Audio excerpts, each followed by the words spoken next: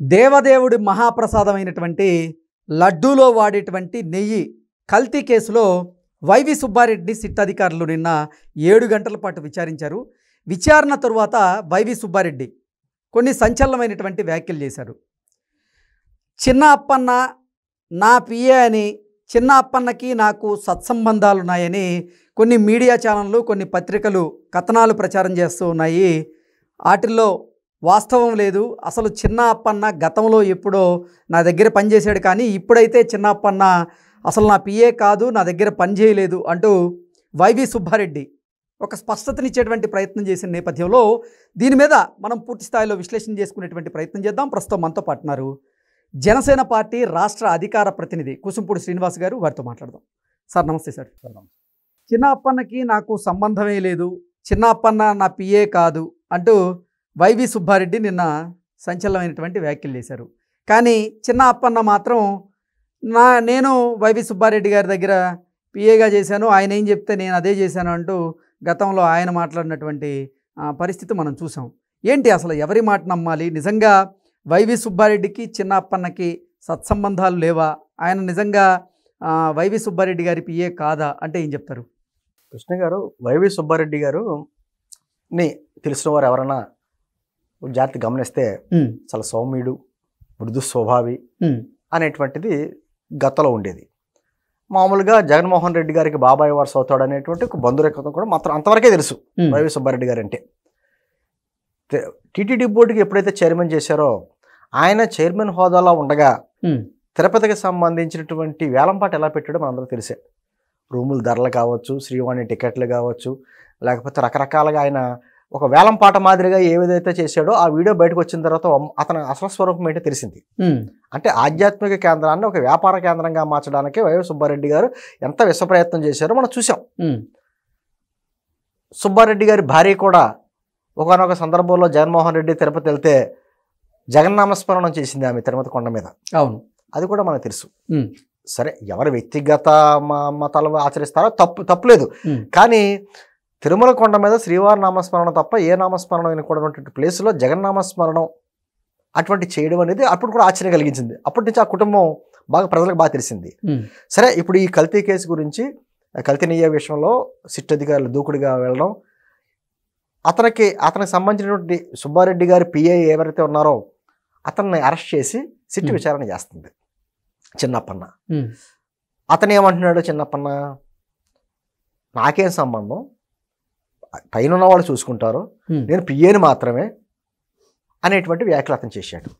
SIT అధికారులు ఆశ్చర్యపోయింది ఏంటంటే, దాదాపు అతని అకౌంట్లో 4.5 కోట్ల రూపాయలు పడ్డం, ఆ 4.5 కోట్లు ఇతర అకౌంట్లకి ట్రాన్స్ఫర్ చేయడం, అదేవిధంగా అతనికి ఉత్తరాంధ్రకి సంబంధించి 180 గజాల స్థలాలు, 2-3 స్థలాలు, తర్వాత 240 గజాలు ఫ్లాట్లు, 8 ఫ్లాట్లు.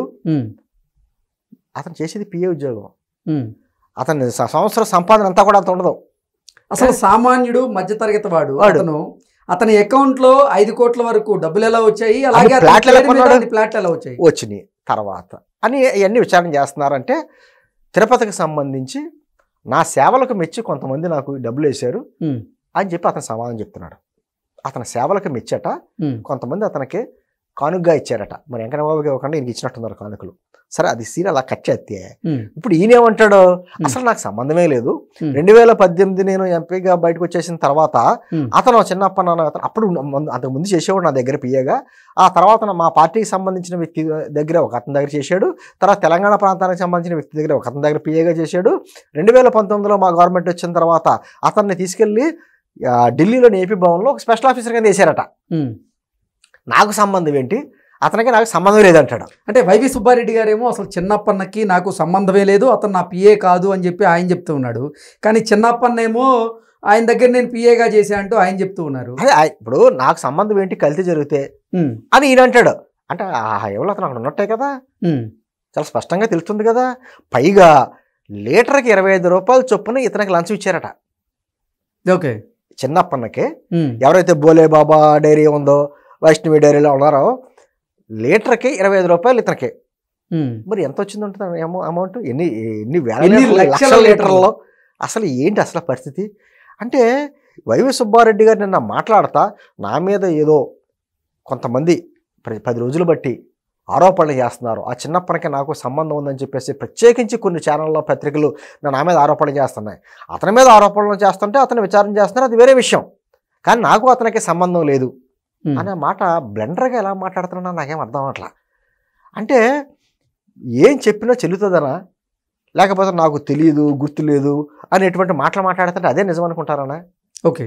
అంటే ఇవన్నీ ఓవరాల్గా చూస్తుంటే అసలు తిరుపతి నెయ్యి కల్తీయే జరగలేదు, ఇది కేవలం మా మీద బురద జల్లడానికి కూటమి ప్రభుత్వం చేస్తున్న కార్యక్రమాన్ని కొన్నాళ్ళలో కల్తీ జరిగినా అది అసలు నెయ్యే కాదు, అసలు నెయ్యే కాదని తేల్చారు కదండి.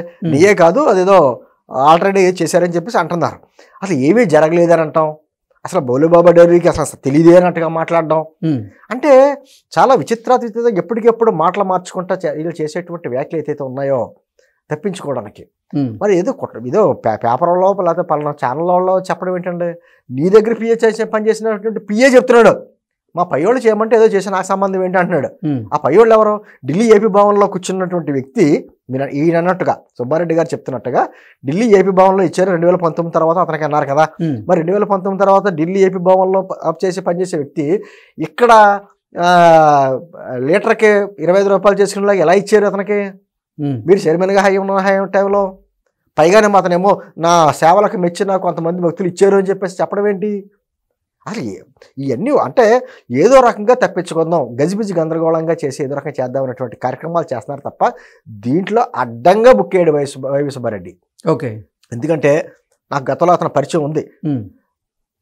మామూలుగా ఎలా ఉంటాడంటే చాలా సౌమ్యంగా, చాలా మృదు స్వభావంగా, ఏమీ తెలియని అమాయకుల్లాగా అతను ఉంటాడు. కానీ మరి అతను చేశాడా, అతనితో చేయించారా, లేకపోతే బంధుత్వం ఉంది కదండి వీళ్ళకి.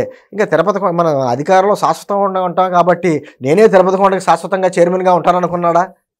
ఆయన చేసినవన్నీ ఇప్పుడు ఆ రోజున వేలంపాట పెడితే కూడా దాన్ని కూడా అతను అభిప్రాయ వేలంపాట అంటారేంటి, అలా ఎందుకు చేస్తాం, ఏదైనా స్వామివారికి దాని అంటారు లాభం చేకూర్చిదే కదా అనేటువంటి మాటలు మాట్లాడారు. అప్పుడు ఆ వేలంపాట 2000 టికెట్, 2000 ఏంటంటే 7000 పెంచండి, 10,000 పెంచండి అని ఇష్టారీతిగా చేశారు. నేనేమంటున్నానంటే మీరు ఎంత ముందుకు మాటలాగా అన్నట్టుగా తిరుపతి దేవస్థానానికి సంబంధించినటువంటి ఆ లడ్డు అన్నది కేవలం స్వీట్ కాదు, భక్తుల మనోభావాలతో కూడినది.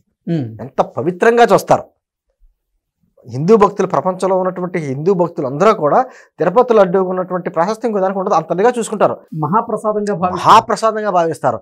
అటువంటి తిరుపతి లడ్డు మీద ఇన్ని రకాలుగా చేసినటువంటి వ్యక్తులు ఇంకా మిగతా అంటారా? తిరుపతికి సంబంధించినటువంటి ఆస్తులు కావచ్చు, లేకపోతే కాంట్రాక్టర్ల విషయంలో కావచ్చు, వాళ్ళు ఎన్ని కుంభకోణాలు చేయాలి అన్ని కుంభకోణాలు చేశారు. ఇక బొమ్మల కరుణాకర్ రెడ్డి అయితే తిరుపతి కొండ మీద అసలు నా చిన్నప్పుడు బోడిగుండులా ఉండేది, తర్వాత వచ్చింది అడవి, తర్వాతే జంతువులు వచ్చినాయి మాట్లాడాడు. అంటే విచిత్రంగా ఆ నమ్మకం లేని వ్యక్తులను, లేకపోతేనేమో ఏదో రకంగా దాన్ని వ్యాపార కేంద్రంగా మార్చాలనే వ్యక్తులను చైర్మన్లుగా చేసినటువంటి జగన్మోహన్ రెడ్డి గారి హయాంలో ఈ రోజున కల్తీ నెయ్యే విషయంలో ప్రపంచవ్యాప్తంగా సంచలనమైంది కదా. అసలు ఏం జరిగిందని గతంలో భక్తులు భక్తులు ఎంత బాధపడుతున్నారు. అప్పటికి ఇప్పటికే తిరుపతి లడ్డూలో ఉన్నటువంటి విశేషం తెలిసిపోతుంది కదా. 2 రోజులు బయట ఉంటే పాచిపెట్టినట్టు అయిపోయేది లడ్డూలు, బూజు పెట్టేసి. మరి ఈ రోజున ఏంటంది? ఏది ఏవైనా ఒకటి కృష్ణ గారు, భయమైనా ఉండాలి, భక్తి అయినా ఉండాలి. రెండూ లేని వ్యక్తుల్ని ఇటువంటి ఆధ్యాత్మిక కేంద్రాల్లోని రాజకీయ ఏంటారో పునరావాస కేంద్రాలుగా మార్చి ఇవ్వడం అనేది కరెక్ట్ కాదు. ఎప్పుడైనా ఖచ్చితంగా మనకి దేవుడి మీద భక్తుల వాళ్ళు ఏమంటారు, దేవుడే చూసుకుంటాడు అన్నారు. ఖచ్చితంగా వెంకటేశ్వర స్వామి సరైన సమయంలో చూసుకుంటాడు, సరైన శిక్ష ఇస్తాడు.